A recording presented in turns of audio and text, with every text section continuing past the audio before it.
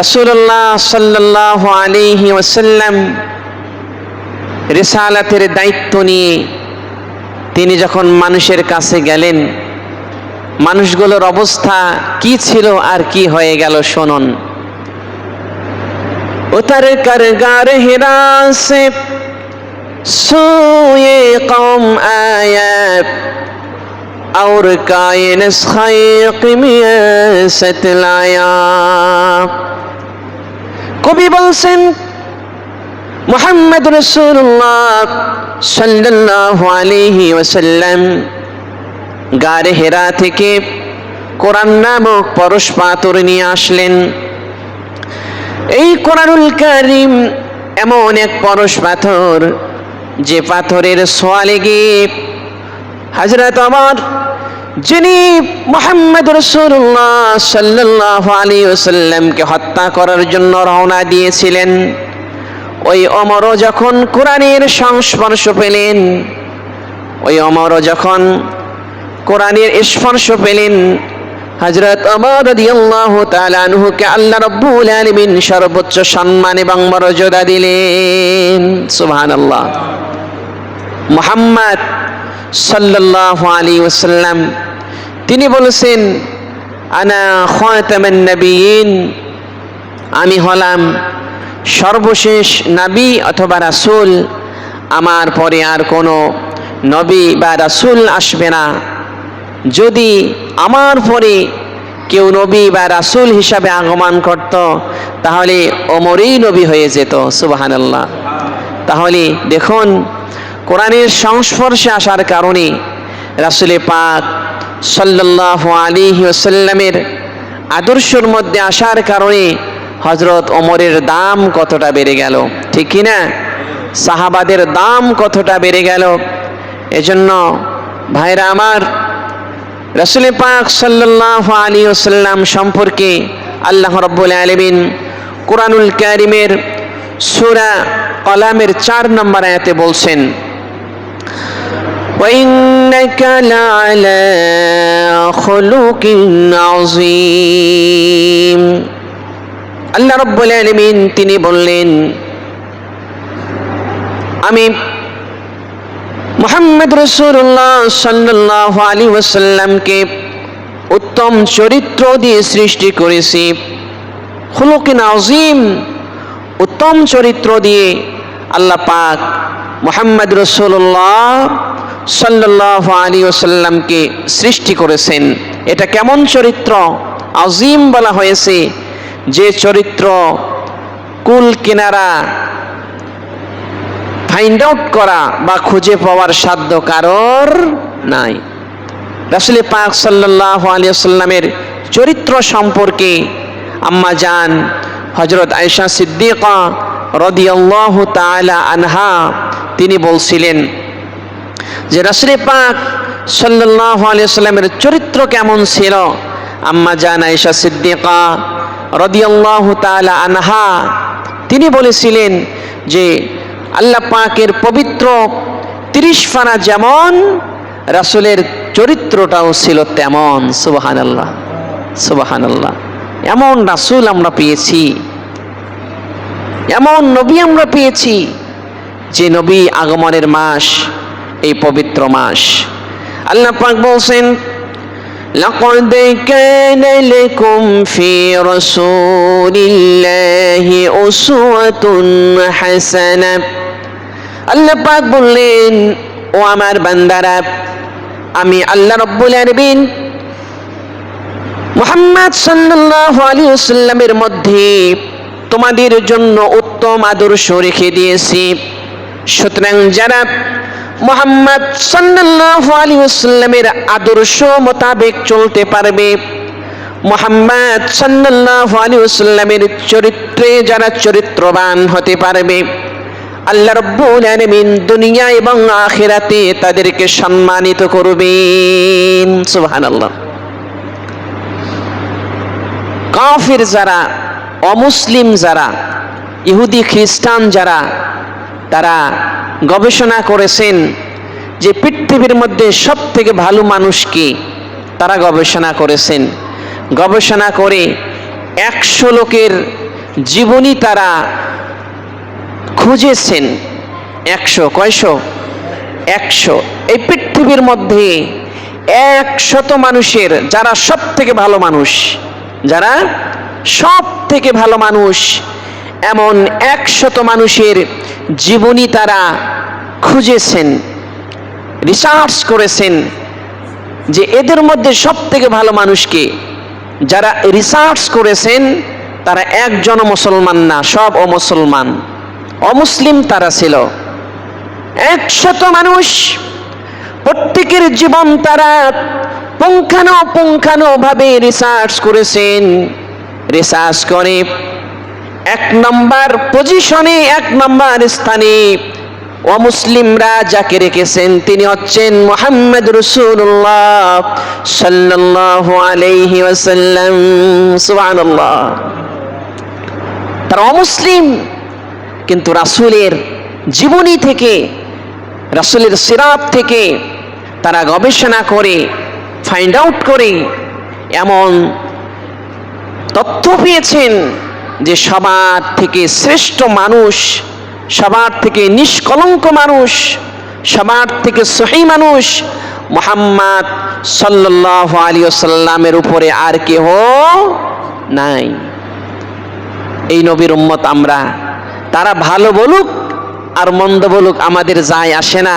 আল্লাহ পাক আমার নবীর শানে বলেছেন, আমার রাসূলের শানে বলেছেন যে আমি আল্লাহ পাক স্বয়ং আমার নবীকে সর্বোচ্চ সম্মান দিয়েছি, সর্বোচ্চ চরিত্রের মালিক বানিয়ে দিয়েছি, সর্বোচ্চ চরিত্রের অধিকারী বানিয়ে দিয়েছি। যে চরিত্রের কুল কিনারা, কতটা মহান চরিত্র আমি দিয়েছি, যে চরিত্রের কুল কিনারা খুঁজে পাওয়া সম্ভব না। আমার ভাইরা,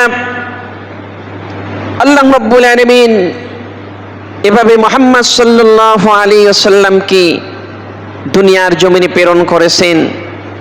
তার কথা, তার ভাষা সবাই মুগ্ধ হয়ে শুনত। তিনি যা বলতেন সবাই মুগ্ধ হয়ে শুনত। এটা জাদুর মতো কাজ করত। সুবহানাল্লাহ। যে তার কথা শুনত, যে মুহাম্মদ সাল্লাল্লাহু আলাইহি ওয়াসাল্লামের কথা শুনতো, সাথে সাথে তার প্রেমে পড়ে যেত। সুবহানাল্লাহ। এতটাই সুন্দর করে গুছিয়ে তিনি কথা বলেছেন। 63 বছর জীবনে একটাও মিথ্যা কথা তিনি বলেন নাই। সুবহানাল্লাহ। কতটা দামি নবী ছিলেন মুহাম্মদ সাল্লাল্লাহু আলাইহি ওয়াসাল্লাম। তিনি ক্রোধ, রাগ এটাকে দমন করতেন। শত্রুকেও তিনি ক্ষমা করতেন। শত্রু যারা, তার উপর যারা আক্রমণ করত, অবিচার করত, জুলুম করত, তাদেরকেও তিনি ক্ষমা সুন্দর দৃষ্টিতে দেখতেন। সুবহানাল্লাহ। হাসি কান্না রাসূল পাক সাল্লাল্লাহু আলাইহি ওয়াসাল্লাম কম হাসতেন, হাসলে মৃদু হাসতেন, মুস্কি হাসতেন, এটা সুন্নাত। তিনি উচ্চ স্বরে হাসতেন না। আর মুহাম্মদ সাল্লাল্লাহু আলাইহি ওয়াসাল্লাম বেশি বেশি কাঁদতেন। সুবহানাল্লাহ। আল্লাহ পাক বলছেন ফালইয়াদহাকু কলিলান ওয়ালিয়াবকু কাসীরা। আল্লাহ পাক বলছেন আমার বান্দারা তোমরা কম কম হাসো আর বেশি বেশি করে কাঁদো। কম কম হাসো, বেশি বেশি করে কাঁদো। আজকে আমরা কাঁদি কম, হাসি বেশি। এজন্য আমাদের দিলটা কি হয়ে গেছে? শক্ত হয়ে গেছে। হাত তুলি দোয়া করি, চোখের পানি বের হয় না, ঠিক না? এত দোয়া করি কিন্তু চোখের পানি বের হয় না। আমরা কাঁদতে পারি না। আল্লাহকে ডাকলে তিনি শুনবেন, কিন্তু ওভাবে আমরা ডাকতে পারি না, কাঁদতে পারি না। আমাদের দিল শক্ত হয়ে গেছে। চোখ দিয়ে আমাদের পানি বের হয় না, চোখ দিয়ে আমাদের অশ্রু বের হয় না। মুহাম্মদ সাল্লাল্লাহু আলাইহি ওয়াসাল্লাম তিনি কম কম হাসতেন, বেশি বেশি করে কাঁদতেন। কাঁদতে কাঁদতে চোখ লাল হয়ে যেত, কাঁদতে কাঁদতে চোখ লাল হয়ে যেত। সাহাবারা বলতেন, ইয়া রাসূলুল্লাহ, ইয়া হাবিবাল্লাহ, আপনার তো কোনো গুনাহ নাই, সামনে নাই পিছনে নাই, কোনো গুনাহ নাই আপনার, এরপরেও এত আপনি কাঁদেন কেন, এত এত ইস্তেগফার করেন, এত এত কান্নাকাটি করেন কেন? মুহাম্মদ সাল্লাল্লাহু আলাইহি ওয়াসাল্লাম তিনি বলতেন, ও সাহাবারা, আমার আহলে পরিবারেরা, আল্লাহ রাব্বুল আলামিন আমাকে নিষ্পাপ করেছেন, আমার কোনো গুনাহ নাই, তারপরও আমি কাঁদিয়ে জন্ম। আল্লাহ রাব্বুল আলামিন আমাকে যে নিয়ামত দিয়েছেন, এই নিয়ামতের শুকরিয়া আমি আদায় করে শেষ করতে পারবো না। সুবহানাল্লাহ। তারপর আমি এজন্য কাঁদি, এজন্য কাঁদি। মুহাম্মদ সাল্লাল্লাহু আলাইহি সাল্লামের চরিত্র ছিল, তিনি কম কম হাসতেন আর বেশি বেশি করে কাঁদতেন। এজন্য কাঁদবো আল্লাহর কাছে। আল্লাহ বলছেন, উদুনি আস্তাবজিব লাকুম, আমার বান্দারা তোমরা আমাকে ডাকো, আমি আল্লাহ পাক তোমাদের ডাকে সাড়া দেব। সুবহানাল্লাহ বলেন। সম্মানিত ভাইরা আমার, মুহাম্মদ সাল্লাল্লাহু আলাইহি ওয়াসাল্লাম তিনি কিছু মানুষের সাথে তিনি মহব্বতের স্বরে কিছু বিনোদনমূলক কথা বলতেন। একদিন এক বৃদ্ধা মুহাম্মদ সাল্লাল্লাহু আলাইহি ওয়াসাল্লামের কাছে আসলো, এসে বলল, ইয়া রাসূলুল্লাহ, ইয়া হাবিবাল্লাহ, আমি কি জান্নাতে যাইতে পারবো না? মুহাম্মদ সাল্লাল্লাহু আলাইহি ওয়াসাল্লাম বৃদ্ধাকে বললেন, ও বৃদ্ধা, তুমি জান্নাতে যাইতে পারবে না। এবার বৃদ্ধা বলল, ইয়া রাসূলুল্লাহ, আমি যদি জান্নাতে যাইতে না পারি, এই জীবন যৌবন দিয়ে আমার কি হবে? আমি সারা জীবন আমাকে জাহান্নামের আগুনের মধ্যে জ্বলতে হবে, কি হবে আমার জীবন দিয়ে, যৌবন দিয়ে? এইভাবে তিনি আফসোস করছিলেন, অনুশোচনা করেছিলেন।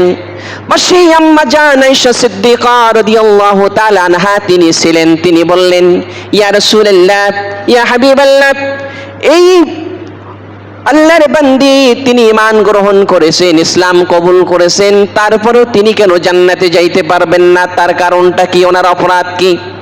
মুহাম্মদ সাল্লাল্লাহু আলাইহি ওয়াসাল্লাম মুস্কি হেসে বললেন, ও আয়েশা, ওই আল্লাহর বান্দি বৃদ্ধা মানুষ, সে জান্নাতে যাইতে পারবে, কিন্তু বৃদ্ধা অবস্থায় নয়। আল্লাহ রাব্বুল আলামিন তাকে একবারে চাঁদের মতো, পূর্ণিমার মতো সুন্দর চেহারা দিয়ে আল্লাহ রাব্বুল আলামিন যুবতী বানিয়ে তাকে জান্নাতে প্রবেশ করাবেন। সুবহানাল্লাহ। তিনি এই অবস্থায়, বৃদ্ধ অবস্থায় জান্নাতে যাইতে পারবেন না। আল্লাহ পাক যখন তাকে জান্নাতে নেবেন, তখন তাকে একবার পূর্ণিমার চাঁদের মতো সুন্দর চেহারা দিয়ে, যৌবন দিয়ে জান্নাতের নিয়ামত ভোগ করার জন্যে, জান্নাতের নিয়ামত উপভোগ করার জন্যে যত শক্তি সামর্থ্য তার থাকা দরকার, সম্পূর্ণটা আল্লাহ পাক তাকে দিয়ে তাকে জান্নাতের মধ্যে পাঠিয়ে দিবেন। সুবহানাল্লাহ। আল্লাহ রাব্বুল আলামিন সূরাতুল ওয়াকিয়ার 35 নম্বর আয়াত থেকে বলছেন, ইন্না আনশা'নাহুন্না ইনশা'a ফাজআলনাহুন্না আবকারা উরুবান আতরাবা। অর্থাৎ আল্লাহ পাক যখন কাউকে জান্নাত দান করবেন, তখন তাকে চাঁদের মতো, পূর্ণিমার চাঁদের মতো টকবগে যুবক যুবতী বানিয়ে আল্লাহ পাক তাকে জান্নাতে পৌঁছায় দিবেন। সুবহানাল্লাহ। এজন্য ভাইরা আমার, জান্নাতে যেতে হলে আমাদের রাসূলের আদর্শ অনুযায়ী চলার দরকার আছে না নাই? এই আদর্শ ছাড়া আমাদের কোনো বিকল্প নাই। তিনি মানুষের সেবা করতেন, সেবা, মানব সেবা বড় সেবা, মানুষের সেবা করতেন তিনি। হোক মুসলিম, হোক অমুসলিম, যে হোক, আরব হোক অনারব হোক, যেই হোক, ধনী হোক গরিব হোক, তিনি সবার সেবা করতেন, সেবা শুশ্রূষা করতেন। একদিন এক ইহুদির ছেলে অসুস্থ হয়ে গেল, ভীষণ অসুস্থ হয়ে গেছে। মুহাম্মদ সাল্লাল্লাহু আলাইহি ওয়াসাল্লাম ওই ইহুদির ছেলেকে দেখার জন্য তিনি তার বাড়িতে গমন করেছেন।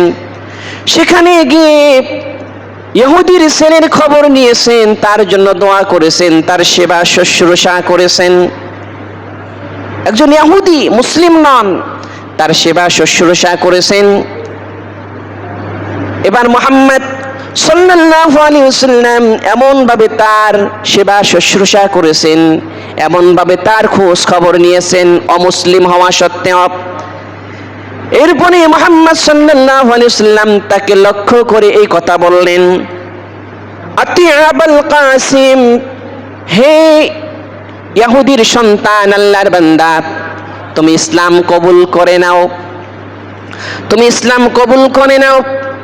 এই কথা যখন মুহাম্মদ সাল্লাল্লাহু আলাইহি ওয়াসাল্লাম ইহুদির সন্তানকে বললেন, সাথে সাথে ওই সন্তান তার বাবার দিকে তাকিয়ে আছেন, বাবা কি বলে। বাবা তখন তাকে বলল, ও আমার কলিজার টুকরা সন্তান, ইনি তোমাকে যেভাবে সেবা শুশ্রূষা করেছে, তোমার পরিচর্যা করেছে, তোমার সাথে উত্তম আচরণ করেছে, তিনি কোনো সাধারণ মানুষ হতে পারেন না, তিনি অবশ্যই মুহাম্মদ রাসূলুল্লাহ সাল্লাল্লাহু আলাইহি ওয়াসাল্লাম। সুতরাং তুমি আর দেরি করো না, এখনই তার হাতে হাত রেখে তুমি ইসলাম কবুল করে নাও। সুবহানাল্লাহ। এই ছিল মুহাম্মদ রাসূলুল্লাহ সাল্লাল্লাহু আলাইহি ওয়াসাল্লাম। তার সেবামূলক এত হাদিস আছে, এত বিষয় আছে, যা আলোচনা শুরু করা যাবে, শেষ করা সম্ভব নয়। ভাইরা আমার, মুহাম্মদ সাল্লাল্লাহু আলাইহি ওয়াসাল্লাম তিনি অত্যন্ত বিনয়ী মানুষ ছিলেন, অত্যন্ত নম্র ভদ্র একজন মহান মানুষ তিনি ছিলেন। সবার সাথে বিনয়ের সাথে কথা বলতেন, নম্রতা, ভদ্রতা, সব কিছু আল্লাহ রাব্বুল আলামিন এই গুণাগুণ তার মধ্যে দান করেছিলেন। সুবহানাল্লাহ বলেন। এমনকি হযরত আনাস রাদিয়াল্লাহু তাআলা আনহু মুহাম্মদ সাল্লাল্লাহু আলাইহি ওয়াসাল্লামের বাসায় 10 বছর খেদমত করেছেন। কয় বছর? 10 বছর একজন মানুষের খাদেম ছিলেন হযরত আনাস রাদিয়াল্লাহু তাআলা আনহু। তিনি বলেন, আমি 10 বছর মুহাম্মদ রাসূলুল্লাহ সাল্লাল্লাহু আলাইহি ওয়াসাল্লামের খেদমত করেছি। একটা দিন তো দূরের কথা, একটা ঘন্টা তো দূরের কথা, একটা মিনিট তো দূরের কথা, একটা সেকেন্ডের জন্য তিনি কোনোদিন আমার দিকে চোখ রাঙিয়ে কথা বলেন নাই, আমাকে ধমক দেন নাই, আমাকে মারবেন তো আরো দূরের কথা। সুবহানাল্লাহ বলেন। এতটাই মহান মানুষ ছিলেন আমাদের প্রিয় নবী জনাবে মুহাম্মদ রাসূলুল্লাহ সাল্লাল্লাহু আলাইহি ওয়াসাল্লাম। ভাইরা আমার, সমাজ জীবনে তিনি অত্যন্ত সার্থক একজন রাষ্ট্রনায়ক ছিলেন, সমাজ সংস্কারক ছিলেন। তিনি সুন্দরভাবে সমাজ বিনির্মাণ করেছেন, যে মানুষগুলো দেখতে মানুষের মতো ছিল কিন্তু অন্তরটা পশুর থেকেও খারাপ হয়ে গিয়েছিল, ওই মানুষগুলোকে এমনভাবে পরিচর্যা করলেন, মানুষগুলোর পিছনে এমনভাবে মেহনত দিলেন যে মানুষগুলো আসমানের নিচে জমিনের উপর এমন দামি হয়ে গেল, এমন দামি মানুষ কিয়ামত পর্যন্ত আর আসবে না। এতটা সুন্দরভাবে তিনি সমাজ বিনির্মাণ করেছেন। ভাইরা আমার, মুহাম্মদ রাসূলুল্লাহ সাল্লাল্লাহু আলাইহি ওয়াসাল্লাম এমন ইনসাফওয়ালা মানুষ ছিলেন, এমন ইনসাফওয়ালা নবী ছিলেন। তিনি বিচারের ক্ষেত্রে জাস্টিসের ক্ষেত্রে কে মুসলিম আর কে অমুসলিম এটা দেখতেন না। সুবহানাল্লাহ বলেন। আজকে আমরা অপরাধ করি, যদি দলে হয়, নেতার অনুগত্যে আমরা অনেক সময় অপরাধ করি। আমরা তো ক্ষমতায় আছি, যদি বিপদে পড়ি আমার নেতা দেখবে, ঠিক কি না? এজন্য নেতার পাওয়ারে দেখবেন যারা তৃণমূল পর্যায়ে যারা সমর্থক থাকে, তারা অনেক সময় অনেক রকমের অপকর্ম করে। যা করি, আমি তো নেতার দলে আছি, নেতার রুটিনের মধ্যে আমি আসি, যত বিপদ আপদ বালা মুসিবত আসুক না কেন নেতা দেখবে। এগুলো হচ্ছে আমাদের দুনিয়ার এই গণ্যমান্য জঘন্য নেতাদের কারবার। আর আপনার আমার সবার নেতা মুহাম্মদ রাসূলুল্লাহ সাল্লাল্লাহু আলাইহি ওয়াসাল্লামের দেখুন তিনি কেমন ইনসাফ করতেন। তাফসীর রুহুল মাআনির বর্ণনায় এসেছে, মুহাম্মদ রাসূলুল্লাহ সাল্লাল্লাহু আলাইহি ওয়াসাল্লাম তিনি তার জামানার মধ্যে একজন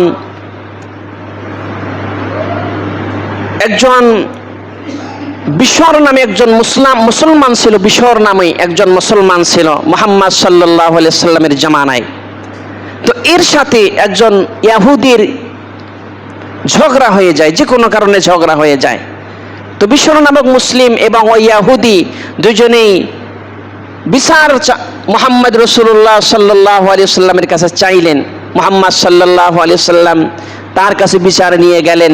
তো বিশর নামক যে মুসলিম তিনি ভাবলেন, যেহেতু আমি তার উম্মত, আমি ইসলাম গ্রহণ করেছি, ঈমান গ্রহণ করেছি, তো তিনি অবশ্যই আমার পক্ষে রায় দিবেন। আমি যতই অন্যায় করি না কেন, কারণ আমি ঈমান আনছি, অবশ্যই তিনি আমার দিকে ক্ষমা সুন্দর দৃষ্টিতে তাকাবেন। এই আশা নিয়ে তিনি মুহাম্মদ সাল্লাল্লাহু আলাইহি সাল্লামের কাছে গেছে। তো মুহাম্মদ সাল্লাল্লাহু আলাইহি সাল্লাম উভয়ের কথা শুনেছেন।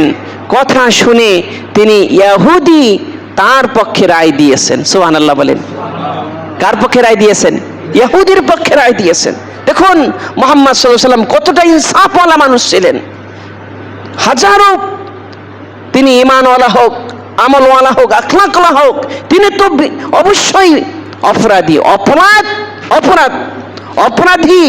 অপরাধী যে তাকেই তিনি অপরাধী হিসেবে দোষী সাব্যস্ত করেছেন। তো তখন এই বিশর নামক যে মুসলিম মুনাফিক, তার পছন্দ হয় নাই রাসূলের এই বিচার, তার পছন্দ হয় নাই। তারপরে তিনি ওমর রাদিয়াল্লাহু তাআলা আনহুর কাছে গিয়ে বলছে, হে আমিরুল মুমিনিন, আপনি একটু বিচার করে দেন। তো এর আগে কি কোথাও তুমি গেছো? বলছে, হ্যাঁ, এর আগে মুহাম্মদ সাল্লাল্লাহু আলাইহি ওয়াসাল্লামের কাছে গেছি, তিনি বিচার করছেন, কিন্তু বিচার আমার পছন্দ হয় নাই, বিচার আমার পছন্দ হয় নাই। মুহাম্মদ সাল্লাল্লাহু আলাইহি ওয়াসাল্লাম, আমি একজন মুসলমান, ঈমান আনছি, ইসলাম গ্রহণ করেছি, তারপরে তিনি আমার পক্ষে রায় দেন নাই, রায় দিয়েছেন একজন ইহুদি যে রাসূলের দুশমন, তার পক্ষে তিনি রায় দিয়েছেন। এবার হযরত ওমর রাদিয়াল্লাহু তাআলা আনহু বললেন, ঠিক আছে, তোমার বিচার আমি করতেছি। এরপরে তিনি ঘরের ভিতরে গেছেন। ঘরের ভিতরে গিয়া একটা নাঙ্গা একটা তরবারি নিয়ে বাইর হইছেন। তরবারি নিয়ে আইসা ওই বিশর নামক মুনাফিকের গর্দান এক কোপে আলাদা করে দিয়েছেন। সুবহানাল্লাহ বলেন। তিনি বললেন যে মুহাম্মদ সাল্লাল্লাহু আলাইহি সাল্লামের বিচার মানে না, তার বিচার এভাবেই করতে হয়। এমন একজন মানুষ, মহামানব ছিলেন আমাদের মুহাম্মদ রাসূলুল্লাহ সাল্লাল্লাহু আলাইহি সাল্লাম। ভাইরা আমার মুহাম্মদ সাল্লাল্লাহু আলাইহি সাল্লাম সম্পর্কে বহুত কথা আছে, বহুত কথা, তার আদর্শ সম্পর্কে বহুত কথা আছে। তো তারপরে এমন একজন মানুষ, এমন একজন গুরুত্বপূর্ণ নবী ও রাসূল, যিনি সবার নবী, সবার রাসূল, রাসূলের রাসূল, নবীদের নবী, যিনি জান্নাতে প্রবেশ করতে না পারলে কেউ জান্নাতে প্রবেশ করতে পারবে না, কোনো নবীও না, কোনো নবীর উম্মতও না, কেউ না। ওই নবীর আদর্শ মানতে আজকে সমাজের কিছু সংখ্যক মানুষ নারাজ, ঠিক না? ওই নবীর আদর্শ মানতে আজকে সমাজের কিছু সংখ্যক মানুষ নারাজ। ভাইরা আমার, একটা বুখারী শরীফের হাদিস বলে শেষ করতেছি, হাদিস নাম্বার 7280, হাদিসটা বলে শেষ করছি। মুহাম্মদ সাল্লাল্লাহু আলাইহি সাল্লাম তিনি বলছেন যে, ক্বালা রাসূলুল্লাহ সাল্লাল্লাহু আলাইহি সাল্লাম, কুল্লু উম্মতি ইয়াদখুলুনাল জান্নাহ ইল্লা মান আবা। মুহাম্মদ সাল্লাল্লাহু আলাইহি সাল্লাম বলছেন, প্রত্যেকটা উম্মতই জান্নাতি হবে। সুবহানাল্লাহ বলেন। ইল্লা মান আবা, তবে তারা ছাড়া। ক্বালু ইয়া রাসূলুল্লাহ, সাহাবারা বললেন, ইয়া রাসূলুল্লাহ, এই কারা? যারা সবাই যাবে, কিন্তু এরা কারা যারা জান্নাতে যাইতে পারবে না? মুহাম্মদ সাল্লাল্লাহু আলাইহি সাল্লাম তিনি বললেন, মান আতাআনি, যে আমি রাসূল পাক সাল্লাল্লাহু আলাইহি সাল্লামকে অনুসরণ করলাম, আমি মুহাম্মদ সাল্লাল্লাহু আলাইহি সাল্লামের যেভাবে সমাজের রূপরেখা দিয়েছি, পারিবারিক রূপরেখা দিয়েছি, রাষ্ট্রীয় রূপরেখা দিয়েছি, অর্থনৈতিক রূপরেখা দিয়েছি, সামাজিক রূপরেখা দিয়েছি, সমস্ত রূপরেখা যারা মানল, আমি রাসূলকে যারা মানল, আমি রাসূলের আদর্শ যারা মানল, ব্যক্তিগতভাবে মানল, পারিবারিকভাবে মানল, সামাজিকভাবে মানল, রাষ্ট্রীয়ভাবে মানল, সর্ববিষয়ে আমি রাসূলকে যারা মানল, অবশ্যই আমি রাসূল বলছি, অবশ্যই সে জান্নাতি। সুবহানাল্লাহ বলেন। আর যারা মানল না, আমি নবীর উপর দরুদ পড়ে, ঠিক আছে, আমি নবী দাড়ি রেখেছি, দাড়ি রাখে, আমি নবী মেসওয়াক করেছি, মেসওয়াক করে, আমার সুন্নত কিছু ভালো ভালো সুন্নত আছে, খুব সুন্দরভাবে পালন করে, কিন্তু ব্যক্তি জীবন যে আমি রাসূলের মতো চলতে হবে, পরিবারটা রাসূলের মতো চলতে হবে, সমাজটা রাসূলের সুন্নাহ মতো চলতে হবে, রাষ্ট্রটা যে রাসূলের সুন্নাহ মতো চলতে হবে, এগুলো তারা মানে না। এগুলো নিজের মতো, অর্থাৎ নিজের আইন ও কানুন দিয়ে এগুলো চালায়, আর সুবিধাবাদ যেগুলো সুন্নাহ আছে এগুলো দিয়ে তারা নিজের জীবন চালায়। সুতরাং ভাইরা আমার, এভাবে জান্নাতে যাওয়া যাবে না। জান্নাতে যেতে হলে পুরা রাসূলের সুন্নাহর উপরে, রাসূলের আদর্শের উপরে আমাদের আমল করতে হবে। ভাইরা আমার, আসুন, কুল্লু শাইইন ইয়ারজিউ ইলা আসলি, প্রত্যেকটা জিনিস তার মূল বস্তুর দিকে ফিরে যাবে। আমরা আল্লাহর পক্ষ থেকে এসেছি, আল্লাহর দিকেই আমাদেরকে ফেরত যেতে হবে। কথা বলেন ঠিক কিনা? যত দৌড়াদৌড়ি করি, যত অহংকারী করে, তাকাব্বুরি করে, যত কিছু করি, তার কাছে আমাদেরকে ফিরে যেতেই হবে। সুতরাং সব দিক থেকে মুখ ফেরাইয়া নিয়া আসুন ইসলামের দিকে, আসুন কোরআনের দিকে, আসুন এমন একজন মহান রাসূলের আদর্শের দিকে। দেখবেন আল্লাহ পাক দুনিয়া এবং আখিরাতের সর্বোচ্চ সম্মান এবং মর্যাদা তাদেরকে দান করবেন। সুবহানাল্লাহ বলেন। আল্লাহ